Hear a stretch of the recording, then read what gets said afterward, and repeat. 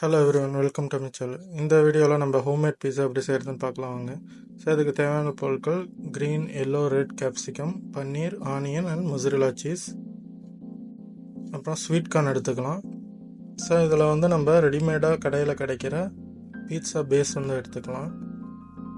அப்புறம் பேஸில் pizza sauce வந்து அப்ளை பண்ணிக்கலாம். ஸோ இதை அப்ளை பண்ணிட்டாட்டி நம்ம மொசரெல்லா சீஸ் வந்து ஆட் பண்ணிக்கலாம். ஸோ கீழே வந்து நம்ம லைட்டாக மட்டும் ஆட் பண்ணுறோம்.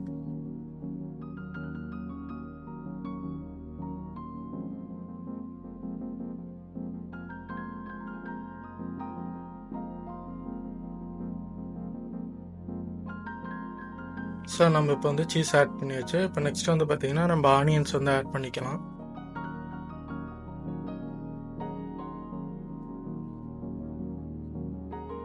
ஸோ ஆனியன் வந்து ஆட் பண்ணுறோம். ஆட் பண்ணுறதுக்கப்புறம் நம்ம நெக்ஸ்ட்டு வந்து கேப்சிகம் வந்து ஆட் பண்ணிக்கிறோம்.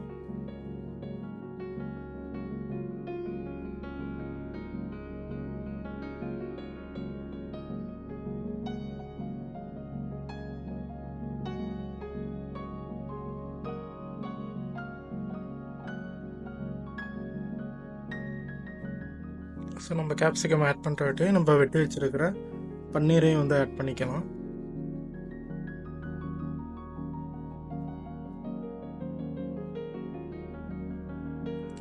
பன்னீர் ஆட் பண்ணிட்டாட்டி நம்ம ஸ்வீட் கார்னையும் ஆட் பண்ணிக்கலாம். ஸோ இது நம்ம வந்து லேயராக ஆட் பண்ணுறோம்.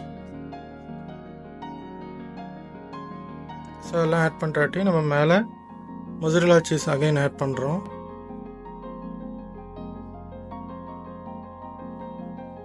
ஸோ மொசரெல்லா சீஸ் வந்து நமக்கு தேவைக்கான அளவு வந்து நம்ம போட்டுக்கலாம். ஸோ நான் ஆல்ரெடி வந்து ஓடிஜியை ப்ரீஹீட் பண்ணி வச்சுருக்கேன்.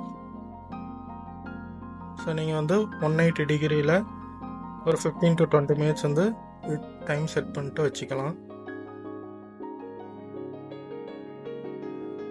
ஸோ பீஸா வந்து ஓடிஜியில் வச்சாச்சு.